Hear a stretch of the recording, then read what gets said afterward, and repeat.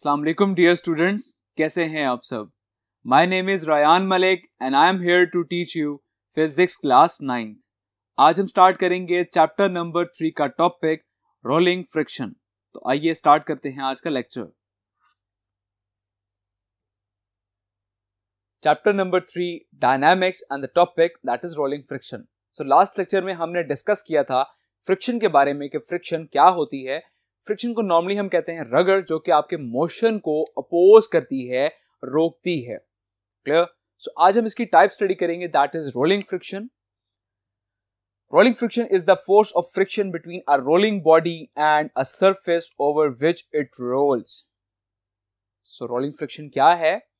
ये एक ऐसी फोर्स ऑफ फ्रिक्शन है जो कि रोलिंग बॉडी के दरमियान होती है और उस सरफेस के दरमियान होती है जिस सरफेस पे वो ऑब्जेक्ट रोल कर रहा होता है।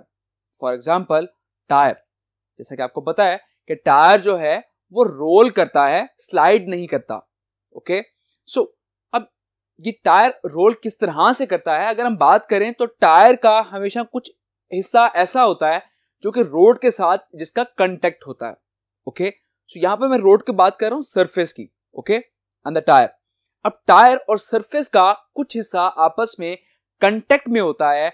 अब जैसे ही टायर पर फोर्स लगाई जाती है, मींस कि जब टायर रोल करता है तो वो रोल इस तरह से करता है कि जैसे ही वो फोर्स अप्लाई करता है रोड के ऊपर, सरफेस के ऊपर, तो सरफेस जो है वो उसके रिजल्ट में एक रिएक्शन फोर्स अप्लाई करती है। ओके, और इस रिएक्शन फोर्स की वजह से फर्दर जो है वो टायर रोल करना शुरू हो जाता है। क्लियर। सो दैट्स व्हाई हम कहते हैं नॉर्मली कि rolling friction is less than the sliding friction. Okay, sliding friction जो है वो बहुत ज्यादा होती है, दैट्स व्हाई आपका टायर जो है वो स्लाइड नहीं करता। ओके, सो सिमिलरली जब कोई टायर रोल करता है तो कोई भी आपकी जो ऑब्जेक्ट है, जो बॉडी है, वो फर्दर मूव करती है। क्लियर। सो आई होप यहां पर आपको कंसेप्ट क्लियर हो गया होगा कि रोलिंग फ्रिक्शन जो है वो किस तरह से एक्ट कर रही है कि वो आपके टायर को फर्दर रोल करती है। क्लियर। सो अब सिमिलरली जितनी ज्यादा हम फोर्स अप्लाई करेंगे रोड के ऊपर, उतनी ज्यादा रिएक्शन फोर्स अप्लाई होगी और उतनी ज्यादा वहां पर रोलिंग फ्रिक्शन होगी और फर्दर आपका टायर जो है वो रोल करता रहेगा। क्लियर। एंड सिमिलरली आपने अक्सर देखा होगा कि जब रोड गीला हो तो आपका टायर स्लिप कर जाता है। ऐसा क्यों होता है? क्योंकि जब कोई भी रोड गीला होता है तो वहां पर फ्रिक्शन कम हो जाती है और उस फ्रिक्शन कम होने की वजह से आपका टायर जो है वो स्लिप कर जाता है। सो दैट्स व्हाई आपने देखा होगा कि टायर के ऊपर भी नॉर्मली पिट्स एंड बम्प्स बने हुए होते हैं। आपका टायर जो है वो इस शेप का बना हुआ होता है कि ताकि वो ज्यादा फ्रिक्शन प्रोड्यूस कर सके, और जितनी ज्यादा फ्रिक्शन प्रोड्यूस होगी उसकी ग्रिप जो है वो रोड के ऊपर उतनी ज्यादा होगी। इस तरह से आप किसी भी एक्सीडेंट या किसी भी हादसे से आप बच सकते हैं। क्लियर। सो आई होप यहां पर आपको रोलिंग फ्रिक्शन का कंसेप्ट समझ आ गया होगा। Now what is sliding friction? Sliding friction is a contact force that resists the sliding motion of two objects or an object and surface. So sliding friction क्या है? ये एक ऐसा contact है जो कि एक object और surface के दरमियान है या फिर दो objects के दरमियान होता है और ये उनको further slide करने से रोकता है। That is called the sliding friction. Clear?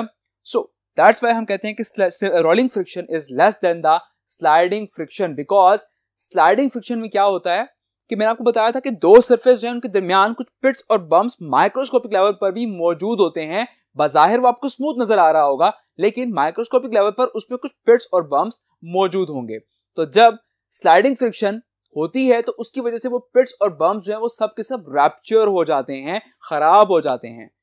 But rolling friction में जो पिट्स और बम्प्स होते हैं, बेसिकली जो कोल्ड वेल्ड्स होते हैं, वो रैप्चर नहीं होते। Clear. So that's why tyre जो है वो इजीली रोल कर जाता है और इस तरह से हम कहते हैं कि रोलिंग फ्रिक्शन जो है वो लेसर है as compared to the sliding friction. Clear. So अब फर्दर हम डिस्कस करते हैं ब्रेकिंग एंड स्किडिंग को। सो एज यू नो कि जब भी एक टायर मूव करता है, रोल करता है, तो उसमें रोलिंग फ्रिक्शन तो एक्ट कर रही होती है, लेकिन उसमें बेसिकली दो तरह की फ्रिक्शन एक्ट कर रही होती है। किस तरह से? The wheels of a moving vehicle have two velocity components. The first one, motion of wheel along the road, एक व्हील का motion along the road and similarly the rotation of wheel about their axis, कि अपने axis के round about भी wheel का एक motion होता है और एक मोशन जो है उसका व्हील और सरफेस के अलोंग होता है। सो अब यहां पर है ब्रेकिंग एंड स्किडिंग। जब हम फोर्स अप्लाई करते हैं तो आपके टायर रोल करता है just because of the reaction force जो कि सरफेस अप्लाई करता है व्हील पर। अब सिमिलरली हमें फोर्स रिक्वायर्ड होती है व्हील को स्टॉप करने के लिए, और व्हील को स्टॉप करने के लिए नॉर्मली हम ब्रेक्स अप्लाई करते हैं। और जैसा कि मैंने आपको बताया था कि फोर्स ऑफ फ्रिक्शन की भी एक मैक्सिमम लिमिट होती है जिसे हम कहते हैं लिमिटिंग फ्रिक्शन। तो जब आप ब्रेक अप्लाई करते हैं तो आप एक मैक्सिमम लेवल तक ब्रेक अप्लाई कर सकते हैं, कि मींस कि आप मैक्सिमम लिमिटिंग फ्रिक्शन वहां पर प्रोड्यूस कर सकते हैं ताकि आपका टायर आहिस्ता आहिस्ता रुक जाए, स्टॉप हो जाए। लेकिन जब आप एक लिमिटिंग फ्रिक्शन से ज्यादा ब्रेक अप्लाई करेंगे तो इससे होता क्या है कि वो जो आपकी रोलिंग फ्रिक्शन वहां पर थी, बेसिकली जिसकी वजह से टायर रोल कर रहा था, तो वो रोल होना खत्म हो जाएगा, वहां पर टर्निंग इफेक्ट खत्म हो जाएगा। और जैसे ही वो टर्निंग इफेक्ट खत्म होगा उसकी वजह से वहां पे फौरन से आपका टायर जो है वो लॉकअप हो जाएगा, और उस लॉकअप की वजह से वहां पे स्किडिंग का खतरा होता है। और अगर आपका टायर खुदा ना खास्ता स्किड कर जाए तो वहां पर कोई ना कोई एक्सीडेंट भी हो सकता है। क्लियर? सो दैट्स व्हाई हम स्किडिंग से बचने के लिए हम एक नॉर्मल ब्रेक अप्लाई करते हैं कि आपका टायर जो है वो स्मूथली आहिस्ता आहिस्ता रुक जाए। हम उसको फौरन से नहीं रोक सकते, लेकिन हम उसको आहिस्ता आहिस्ता हम उसको रोक सकते हैं। Clear? So that's why brakes जब भी अप्लाई की जाती हैं उसको हम स्मूथली अप्लाई करते हैं ताकि आपका टायर स्लोली स्लोली उसकी स्पीड कम हो जाए और फिर वो एक वक्त आए कि वो रुक जाए। क्लियर? सो आई होप आपको ब्रेकिंग एंड स्किडिंग का कंसेप्ट समझ आ गया होगा। सो अब फर्दर डिस्कस करते हैं फ्रिक्शन के advantages. Advantages as to write, जब आप लिखते हैं मींस के पेपर और पेंसिल, इन दो चीजों के दरमियान भी अगर फ्रिक्शन नहीं होगी तो आप लिख नहीं सकते। अगर फ्रिक्शन है तो तब ही आप लिख सकते हैं। क्लियर? अगर वहां फ्रिक्शन नहीं होगी तो आपका जो पेन होगा वो स्लाइड कर जाएगा, तो आप सही तरह से नहीं लिख सकेंगे। एंड सिमिलरली टू वॉक, जैसे कि मैंने लास्ट लेक्चर में डिस्कस किया था कि हमें चलने के लिए भी फ्रिक्शन रिक्वायर्ड है। अगर फ्रिक्शन नहीं होगी तो आप गिर जाएंगे, आप स्लिप हो जाएंगे। एंड सिमिलरली टू रन, आपको रन करने के लिए भी फ्रिक्शन रिक्वायर्ड है। जैसे कि मैंने लास्ट लेक्चर में ये भी डिस्कस किया था कि जो एथलीट्स होते हैं उनके जो शूज होते हैं वो भी स्पेशल टाइप के बनाए जाते हैं, जैसे कि फुटबॉलर के शूज होते हैं उसके नीचे स्टड्स बनाए जाते हैं। ओके, अब वो स्टड्स क्या करते हैं, वो फर्दर ग्राउंड पे ग्रिप कर लेते हैं जिसकी वजह से आप नहीं गिरते। And similarly birds can fly, तो बर्ड्स भी जो है वो फ्रिक्शन की वजह से ही फ्लाई करते हैं। अगर एयर की रेजिस्टेंस मौजूद ना हो तो बर्ड्स भी फ्लाई नहीं कर सकते। And similarly transfer one form of energy to another form of energy, तो इसके लिए भी फ्रिक्शन रिक्वायर्ड होती है। फ्रिक्शन है तभी आप एक फॉर्म ऑफ एनर्जी को दूसरी फॉर्म ऑफ एनर्जी में कन्वर्ट कर सकते हैं। लाइक फॉर एग्जांपल कि मेरी जो मस्कुलर एनर्जी है, अगर मैं इसको रब करूंगा अपने हैंड को इस तरह से, तो यहां पर क्या होगा, फ्रिक्शन प्रोड्यूस होगी, और फ्रिक्शन जो है वो फर्दर क्या कर रही है, मेरी मस्कुलर एनर्जी को कन्वर्ट कर रही है हीट एनर्जी में। क्लियर?